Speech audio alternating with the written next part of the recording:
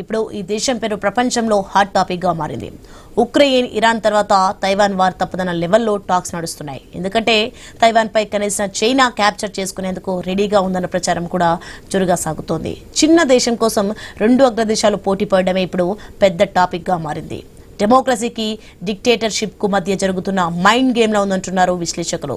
మొదటి నుంచి తైవాన్ ను సొంత ఆస్తిగా చైనా భావించడమే వివాదానికి కారణమవుతోంది. అయితే తైవాన్ కు అమెరికా బ్యాక్ సపోర్ట్ చేస్తున్న అపవాదు కూడా ఉంది. అందుకే చైనా పర్యటనకు వచ్చిన అమెరికాకు జోక్యం చేసుకోవద్దంటూ జిన్పింగ్ గట్టి వార్నింగ్ ఇచ్చారు.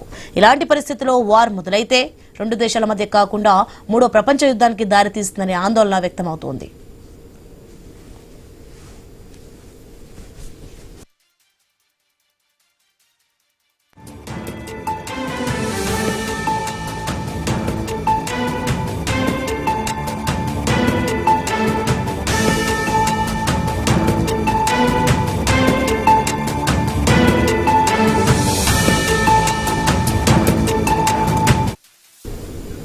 ఇక మరో వాదన కూడా ఉంది. తైవాన్లోని టెక్నాలజీపై చైనా కన్నేసిందన్న టాక్ వినిపిస్తోంది. ఎందుకంటే ప్రపంచ ఆర్థిక వ్యవస్థకు తైవాన్ గుండెకాయలా ఉంది.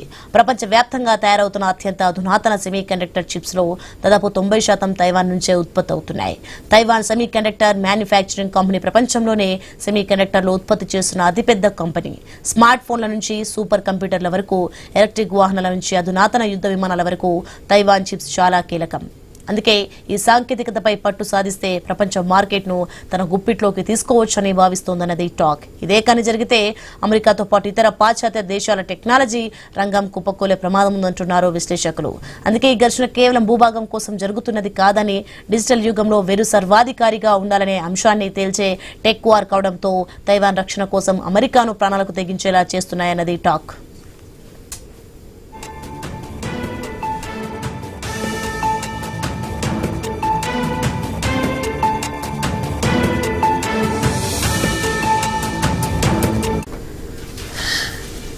అసలు తైవాన్ విషయంలో చైనా ఎందుకంత పట్టుదలగా ఉంది? తైవాన్ పై ట్రంప్ వెనక్కు తగ్గారా? జిన్పింగ్ వార్నింగ్ కు తలవంచారా? ఇరాన్ వార్తో తలెంటేసుకున్నారా? తైవాన్ పై చేతులెత్తేశారా? ఇక తైవాన్ ను చైనా క్యాప్చర్ చేసుకుంటుందా? చైనా మాటే నెగ్గుతుందా? ఎలక్ట్రానిక్స్ పరిశ్రమకు మూడిందా? చిప్ తయారీ సాధ్యం కాదా? కొత్త గాడ్జెట్లు తయారు చేయడం సాధ్యం కాదా? ఆటోమొబైల్ ఇండస్ట్రీకి గడ్డు కాలమేనా? తైవాన్ పై చైనా యుద్ధ బేరీ మోగిస్తుందా?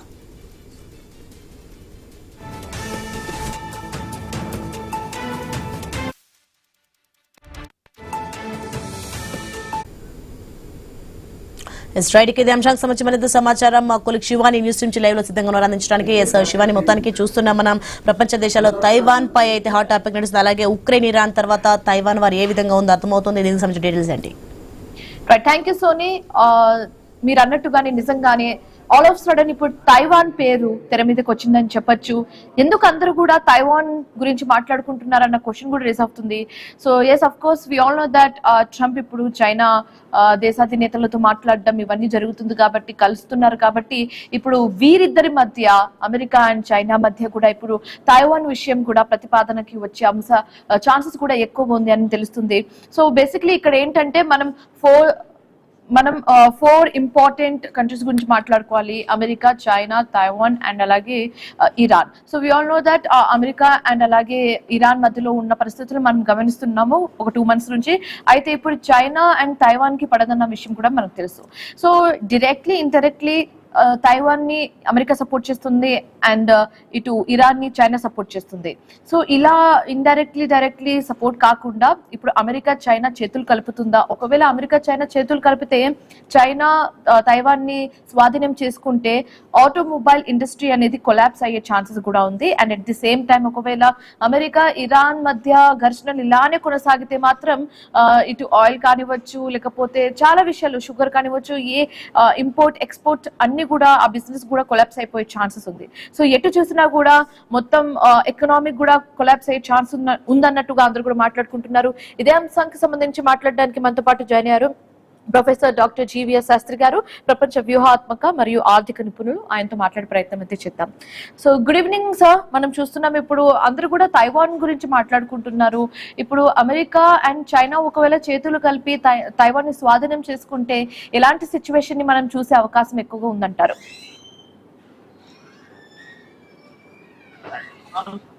ఆఫ్ చైనా ఇండిపెండెంట్ కంట్రీ వాళ్ళు పెట్టారు.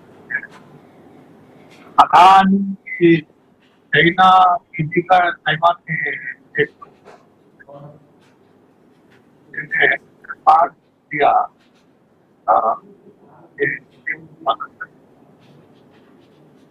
ఇండియా కూడా డిఫరెంట్ గా తైవాన్ పద్ధతి.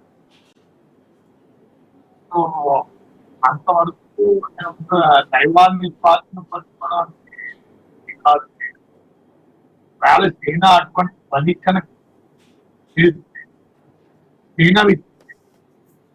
చైనాలో వాళ్ళు సక్సెస్ చేస్తారు. ప్రజలకు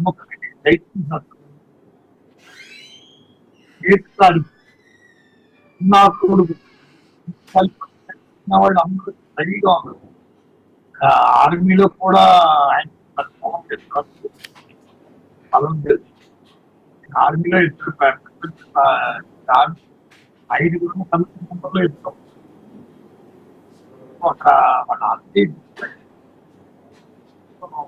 చైనా అమెరికా కలవడం అనేది అంత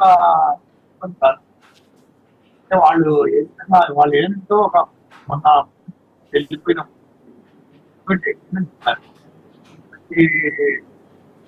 combine joint statement joint declaration అటువంటి కూడా జాయింట్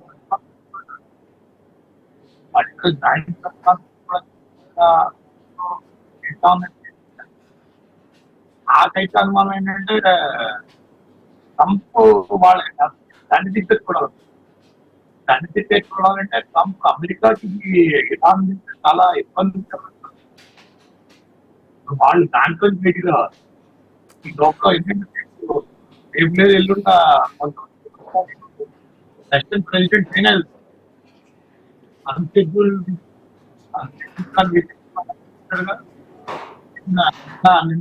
చేసి 20 తారీఖు ఆయన China there is something big very very big ఏంటి అనేది రష్యన్ ప్రెసిడెంట్ 20 తారీఖు వెళ్ళిన తర్వాత ఆ ఉద్దేశం 24, 23, 24, 25 రోజులు చాలా అమెరికా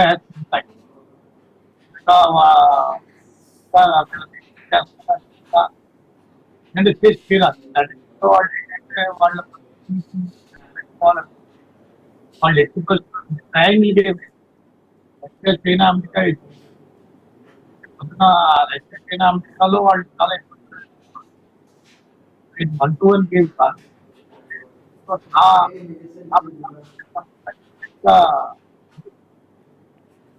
వాళ్ళు ఎక్కువ సమాధానం right sir, discussion welcome back. So sir, నిన్న మొన్నటి వరకు అందరూ కూడా ఎక్కువగా ఆలోచించింది మాత్రం క్రూడ్ ఆయిల్ గురించి, పెట్రోల్ డీజిల్ గురించి కానీ ఆలోచించారు. సో కానీ ఇప్పుడు ఈ తైవాన్ విషయం బయటకు వచ్చినప్పటి నుంచి అందరి దృష్టి కూడా ఇప్పుడు సెమీకండక్టర్ ప్రొడక్ట్స్ మీద పడ్డాయి. సో స్మార్ట్ ఫోన్ నుంచి వెహికల్ ప్రొడక్ట్స్ కానివచ్చు, ఇలా అన్ని విషయాల్లో కూడా ఆ వర్రీ అనేది మనం చూస్తున్నాము. సో ముందు ఎలా ఉండబోతుంది, దీన్ని ఎలా చూడొచ్చు అంటారు? తైవాన్ వాళ్ళు తర్వాత వాళ్ళకి ఆల్రెడీ వాళ్ళని కల్చర్ వాళ్ళ ఓన్ కల్చర్ వచ్చింది. ఆ జనరేషన్ లేవు చైనాతో లేవు. దాని మీద అంత పెద్ద ఎందుకంటే తైవాన్ ని వీళ్ళు చైనా వాళ్ళే రాజకీయ అంటే చైనా ఎక్స్పెక్ట్ చేయలేదు. చైనా వాళ్ళు ఎప్పుడు చెప్పేసాలు వెళ్ళలేదు. వాళ్ళకి ఇంత మీద అంత అవగాహన లేదు. వాళ్ళు పని చేసిన మంచి ఒక చదువుకున్నాడు, అది చదువుకుంటే వీళ్ళకి ఎవరికి అవగాహన లేదు. చైనాతో ఎదురు చేయడం అంటే చాలా ఈజీ. వాళ్ళకి ఏంటంటే సంపత్తి ఆయుధ సంపత్తి ఉండడం వేరు, దాన్ని ప్రయోగించడం వేరు. ఇలా దగ్గర ఉంది కానీ ప్రయోగించడం వాళ్ళు ఎవరు లేరు. అది ఏంటంటే అక్కడ కొరియా, జపాన్ వాళ్ళు ఎక్కువ చూపించారు. ఫస్ట్ అయినంటే ఆపేది ఉందంటే అది తైవాన్ చాలా పవర్ఫుల్ గా దాన్ని తైవాన్ ఈజీగా క్యాలిక్యులేట్ చేయడం కరెక్ట్ కాదు. ఇంకోటి ఏంటంటే ఎక్కువ అమెరికా, ఎందుకంటే మీరు అమెరికా వాళ్ళు తైవాన్ ని సపోర్ట్ చేసి అమెరికా ఈజీగా ప్యాక్ వేయడానికి ఛాన్స్ కూడా లేదు. ఎందుకంటే మార్కో రూబియో చాలా స్పష్టంగా చెప్తారు. పక్కన ఆయన ప్రెసిడెంట్ ఏంటంటే ప్రెసిడెంట్ ఇప్పుడు ఆయన priority number 1 get out of Iran బయటపడాలి. ఆ ఇరాన్ నుంచి బయటపడాలంటే ఇరాన్ తీసుకోవాలి. తీసుకోవాలంటే ఆర్థిక వ్యవస్థ మీద వాళ్ళకి చాలా ఇబ్బంది అయిపోతుంది. ఒకటి మాత్రం గుర్తుపెట్టుకోమ్మా, ఇరాన్ ఎంతో ఆపడం అవసరం కాదు. ఇరాన్ ఇరాన్ 100% జరుగుతుంది. ట్రయాంగిల్ గేమ్ గెలిస్తే ప్రపంచంలో ఏదైనా ట్రయాంగిల్ గెలిస్తే అది డిఫరెంట్ గా జరిగిపోతుంది. అది మనం మహాభారతంలో కూడా చూస్తాం. స్త్రీ, దుర్యోధనుడు, పాండవులు. ఇక కౌరవులు వేరు, పాండవులు వేరు, మధ్యలో శ్రీకృష్ణుడు ఉంటాడు. అలాగే ఇక్కడ ఏంటంటే ట్రయాంగిల్ ఎక్కడైతే వచ్చిందో ఆ ట్రయాంగిల్ లో ఎక్కువ నిలువరించడం అనేది అసంభవం, అంటే జరగని పని. సో ఇక్కడ రష్యా, చైనా, అమెరికా, అందుకే రష్యన్ వెళ్ళిపోయి ఎల్లుండి వెళ్ళిపోతాడు చైనా దగ్గర. So happening. దాని తర్వాతే తైవాన్ వస్తుంది. తైవాన్ ముందు రాదు. అయితే అంత ఈజీగా తైవాన్ మీద ఎత్తానికి వెళ్ళదు. వాళ్ళ ప్రిపరేషన్ లేదు, ప్లస్ వాళ్ళ దగ్గర ఈజీ లేదు. అది బయటికి చెప్పుకోలేకపోతున్నాడు కానీ చెప్పుకోలేకపోతున్నాడు వాళ్ళు ఏం మనకి అని వాళ్ళు అనుకున్నారు. మనకి చాలా క్లారిటీ ఉంది. వాళ్ళ ఆర్మీ అంతా యునైటెడ్ గా లేదు. వాళ్ళకంతా ఆయన గవర్నమెంట్ కి సపోర్ట్ చేయరు. ఏదో పేరుకల్లా నడుపుతున్నారు కానీ విశేషాలు చాలా ఉన్నాయి. సో తేలవలసి ఇరాన్, ఇజ్రాయిల్, ఎందుకంటే ఇప్పుడు అమెరికా ఏ రకమైన డెసిషన్, ఎందుకంటే ఆయన ఇవాళ సైకలాజికల్ గేమ్ అయితే మొదలుపెట్టాడు. నిజంగా ఇరాన్ మీద అటాక్ చేస్తారా? ఇరాన్ మీద అటాక్ డైనమిక్స్ అన్ని మారిపోయింది. గల్ఫ్ రీజియన్ డైనమిక్స్ మారడం అనేది సత్యం. అది మారి తీరుతాయి. గల్ఫ్ రీజియన్ మారిన తర్వాత గల్ఫ్ రీజియన్ లో ఎన్ని గవర్నమెంట్ ఉంటాయి, అసలు గవర్నమెంట్ ఉంటాయో ఉండవు కూడా వచ్చింది. ఎలాంటి పరిస్థితి వస్తుందని కూడా ఎవరు దేశాలు ఆక్యుపై చేయరు. ఇరాన్ కూడా ఇప్పుడు ఆ దేశాలు ఆక్యుపై చేస్తారు. అంటే వాళ్ళు 25 ఏళ్ళు సప్రెస్ అయిపోయారు ఇరాన్. అలాగే రష్యా కూడా సప్రెస్. రష్యా వాళ్ళు వాళ్ళ అవకాశం కోసం waiting for an opportunity to give an story సెల్సన్ ఉండగా వాళ్ళకి ఎటువంటి పరిస్థితి వచ్చిందో అదే పరిస్థితి వాళ్ళు రావాలని తెలుసుకున్నారు. ఇది ట్రయాంగిల్ గేమ్. ఈ ట్రయాంగిల్ గేమ్ లో తైవాన్ అంత ఈజీగా బయటకు వస్తుంది. నేను మాత్రం నా ఉద్దేశం ప్రకారం తైవాన్ అంత పెద్ద ఇష్యూ అంత మూమెంట్ అయిపోతుందంటే అవరు చైనా చేయాలనుకున్న చేయలేదు. ఎందుకంటే కొరియా కూడా వాళ్ళేమో ఖాళీగా కూర్చోరు, వాళ్ళు రిలీజ్ చేస్తారు. నా ఉద్దేశం తైవాన్ మీద ఏదైనా వాళ్ళు వెళ్తే మాత్రం వాళ్ళ చైనాని వాళ్ళు మోసుకోవాలి. Taiwan is not true. Taiwan అంత ఈజీగా తీసుకోవడానికి వాళ్ళు చాలా స్ట్రాంగ్. కింద దేశం అయినా చాలా స్ట్రాంగ్. ఈ రోజుని ఎవరు స్ట్రాంగ్ గా ఎవరు చాలా సీరియస్ గా తీసుకుంటారు. 2 లక్షల మంది సైన్యం కానీ వెనకాల సపోర్ట్ తో వాళ్ళందరూ అలాగే Taiwan. So it is difficult. మనం అలా చెప్పడం కరెక్ట్ కాదని అవుతుంది. ఓకే. సో సార్, ఎందుకని ఇప్పుడు తైవాన్ పై చైనా ఇంత పట్టుదలతో ఉంది? మెయిన్ రీజన్స్ ఏంటి? ఏం సాధించాలనుకుంటుంది చైనా? వాళ్ళు రిపబ్లిక్ ఆఫ్ చైనాలో రిపబ్లిక్ ఆఫ్ చైనా కింద వాళ్ళు పిఆర్సీ వేరు, రిపబ్లిక్ ఆఫ్ చైనా ఆర్ఓసీ వేరు. ఆ పిఆర్సీ అంటే ఇప్పుడున్న చైనా, ఆర్ఓసీ అంటే ఇప్పుడున్న తైవాన్, రిపబ్లిక్ ఆఫ్ చైనా. వాళ్ళు ఏంటంటే చైనాలో ఒక భాగం అని అప్పుడు అనుకుంటారు. వాళ్ళు అప్పుడు ఇక్కడ ఉండడం వాళ్ళు 70 ఏళ్ళకి వేరేగానే ఉంటున్నారు. వాళ్ళకేం సంబంధం లేదు. వాళ్ళు ఏంటంటే టెక్నాలజీలో బాగా ఎగరకెళ్తున్నారు. వాళ్ళు స్కిల్ డెవలప్మెంట్ చాలా పవర్ఫుల్ స్కిల్ డెవలప్మెంట్. వాళ్ళ దగ్గర ఏంటంటే కండెన్సర్స్ తర్వాత చాలా వాళ్ళు దాంట్లో ఒక రకమైన 96% అవన్నీ అది almost $260 billion highest business world లో నెంబర్ 1. సో దానికి వాళ్ళు ఏంటంటే దాని పేరు కన్నేస్తూనే ఉంటారు. వాళ్ళు ఏంటంటే వాళ్ళు ఆ పాత ఆ లెక్కను చూసుకుంటే నేపాల్ కూడా మందే, ఆ లెక్కను చూసుకుంటే భూటాన్ కూడా మందే, ఆ లెక్కను చూసుకుంటే శ్రీలంక కూడా మందే, ఆ లెక్కను చూసుకుంటే పాకిస్తాన్ మంది, ఆ లెక్కను చూసుకుంటే ఆఫ్ఘనిస్తాన్ మంది, ఆ లెక్కను చూసుకుంటే కంబోడియా కూడా మందే, మలేషియా కూడా మందే, ఇండోనేషియా కూడా మందే. అఖండ భారతంలో చూసుకుంటే ఆ లెక్కను చూసుకుంటే మీరు మా వాళ్ళు అని చెప్పి తీసుకుంటామేంటి? ఎక్కడ పోవాలి? కరెక్ట్ కాదు ఇది. వాళ్ళు ఏంటంటే యూనిఫికేషన్ చేయాలని ఒక ఆయన అదే దాన్ని సెంటిమెంట్ గా అడ్డం పెట్టుకుని కొంతమంది అడ్డం పెట్టుకుంటారు. అదే ప్రజలు సెంటిమెంట్ పెట్టుకుంటారు. ప్రజలకే ఇంట్రెస్ట్ లేదు. దైవాన్ని కలపడం ప్రజలకే ఇంట్రెస్ట్ లేదు. ఆ ప్రజలకే ఇంట్రెస్ట్ లేదు, ఈ ప్రజలకే ఇంట్రెస్ట్ లేదు. ఏంటంటే మిలిటరీ లెవెల్ సెంటిమెంట్ కావాలి. దానికి పెద్ద స్టోరీ లేదు. ఒకవేళ చైనా ధైర్యం చేసి అలాంటి డెవలప్మెంట్ చేస్తే మాత్రం చైనా విడిపోతుంది. అంతటిగా చెప్తాను. China disaster. చైనా ఎన్నో దేశాలుగా విడిపోతుంది. అది వాళ్ళు అర్థం చేసుకోవచ్చు. వాళ్ళకి యుద్ధం చేసే శక్తి లేదు, యుద్ధం చేసే వాళ్ళకి అసలు యుద్ధం కూడా తెలియదు. అంటే ఇప్పుడున్న యుద్ధం తెలియదు. వాళ్ళు యుద్ధం చేయలేదు. వాళ్ళు ఎప్పుడో మన అక్కడ 50 ఏళ్ళు పైన అయిపోయింది. వాళ్ళకున్న కమాండర్లు వాళ్ళకి వచ్చిందంటే ఎవరికి యుద్ధం చేస్తుంటే వార్ టెక్నిక్ తెలియవు. వాళ్ళు ఎవరు వారు చేయలేరు. మళ్ళీ పేరుకి సంపదను పెంచుకుంటూ వెళ్ళారు, కానీ దాన్ని ఇచ్చేయడం వాళ్ళకి చేస్తారు. అంటే ఇంకా వారు చేసాం, వాళ్ళు వారు కూడా తెలియదు. సో దాన్ని సీరియస్ గా మనం I'm very serious about America. ఎంత వాళ్ళకి అమెరికాకి ఇరాన్కి ఏ రకమైన పరిస్థితి వస్తుంది, ఆ పరిస్థితి ఎక్కడికి ఫీడ్ అవుతుంది మనం డిజాస్టర్ చెప్తాం. అలాంటిది అయితే మాత్రం చాలా మన భారతదేశం చాలా ఇబ్బందికరమైన పరిస్థితి ఆర్థిక వ్యవస్థ. ఓకే, సో సార్ ఇప్పుడు తైవాన్ అండ్ చైనా మధ్య అమెరికా పాత్ర ఏ విధంగా ఉండబోతుంది? అంటే అమెరికా పాత్ర అంటే అమెరికా వాళ్ళు చెప్పారు. అంటే ప్రెసిడెంట్ గా రాష్ట్రపతి చెప్పిన మాట వేరు, రూపియో చెప్పిన మాట వేరు. అంటే ప్రెసిడెంట్ ట్రంప్ ఒక కన్సిస్టెన్సీ ఉండదు. ఆయన ఏం చెప్తున్నా ఆయన ఎన్ని మార్చేస్తూ చెప్తున్నారు. సో ఆయన గురించి మనకు బాగా తెలుసు. కానీ మార్కో రూబియో అలా కాదు. ఫారెన్ పాలసీ మీద కరెక్ట్ గా మాట్లాడు. ఆయన చాలా కరెక్ట్ గా ఎయిర్పోర్ట్ వార్నింగ్ చెప్పేసాడు. చాలా స్పష్టంగా చెప్పాడు, ఆ పాలసీ ఏం మారలేదు. మేము తైవాన్తో ఉన్నాం, తైవాన్ వదలం, దానికి ఇదిగా చేస్తామని చెప్పి కూడా చెప్పేసాడు. So America policy consistent. అదేం ప్రెసిడెంట్ మారిపోతే పాలసీ మారిపోవడం ఉండదు అమెరికాకి.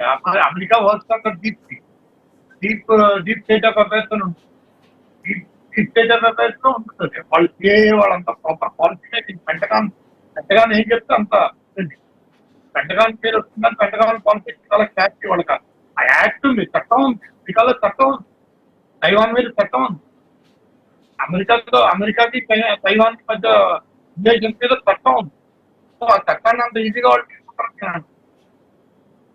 Okay, so sir America and Iran issue జరిగినప్పుడు ఇప్పుడు ఎలా జరుగుతుంది? ఎవరు కూడా మధ్యలో వచ్చి మధ్యవర్తిత్వం వహించి చొరవ చూపించి మాట్లాడే ఉద్దేశంతో ఎవరు కనిపించట్లేదు. అండ్ అమెరికా కూడా చాలా దేశాన్ని ఇన్వైట్ చేసే, but no one came in front. కానీ ఒకవేళ ఓ వైపు అమెరికా ఇరాన్ క్లాష్ అండ్ ఇంకోవైపు చైనా తైవాన్ క్లాష్ జరిగితే అప్పుడు ఎవరైనా మధ్యలో వచ్చి మాట్లాడే ఛాన్సెస్ ఎక్కువగా ఉంటుందా? అంటే అన్లైక్ పాకిస్తాన్.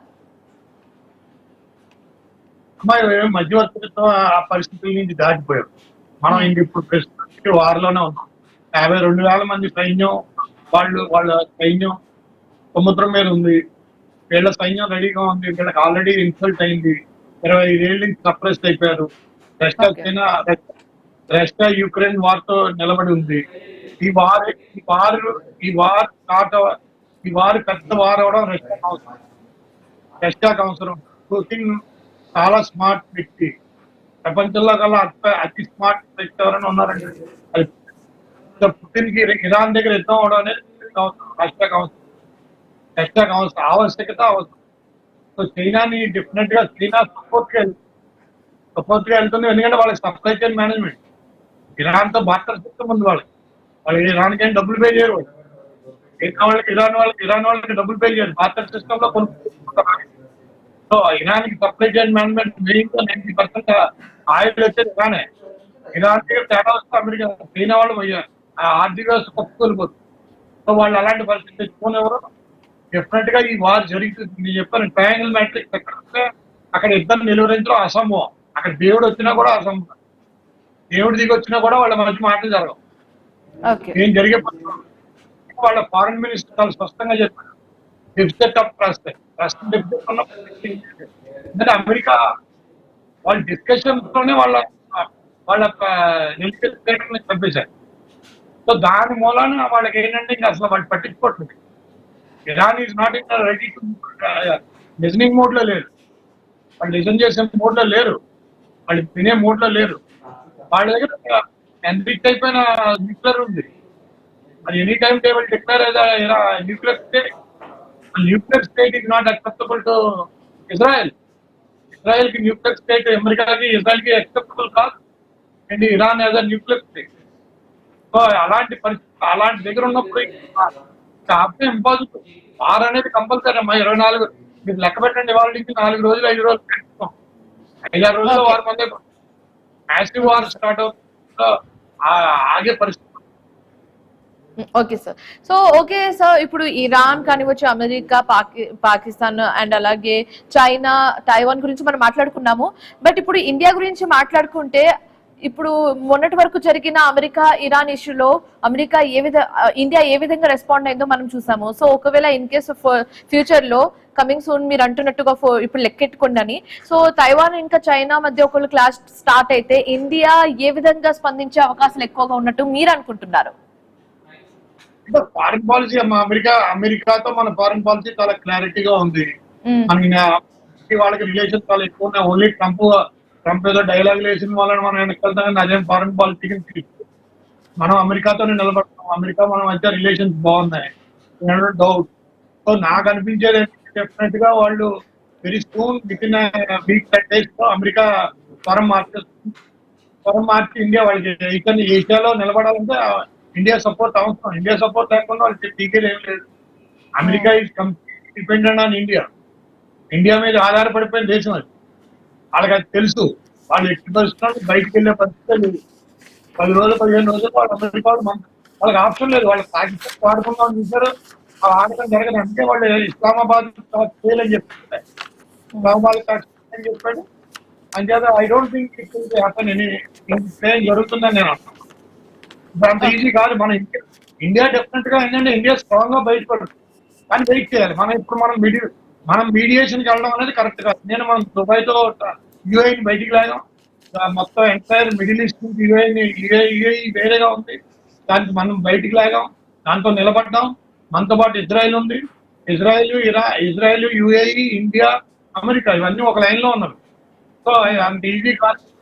సో మనది అంటే ఎకనామికల్ గా మన సిచ్యువేషన్ అంటే 9 months 10 months చాలా వర్స్ట్ అది మాత్రం చేస్తాం. Okay. So thank you so much sir, పాల్గొనినందుకు, పార్టిసిపేట్ చేసినందుకు, మీ ఒపీనియన్స్ ని మాకు తెలియజేసినందుకు thank you so much sir for joining. So ఇది ఇవాల్టి క్వశ్చన్ అవర్. మరొక క్వశ్చన్ అవర్ తో మళ్ళీ కలుద్దాం. Till then keep watching I News. మీతోనే మీ వెంటే.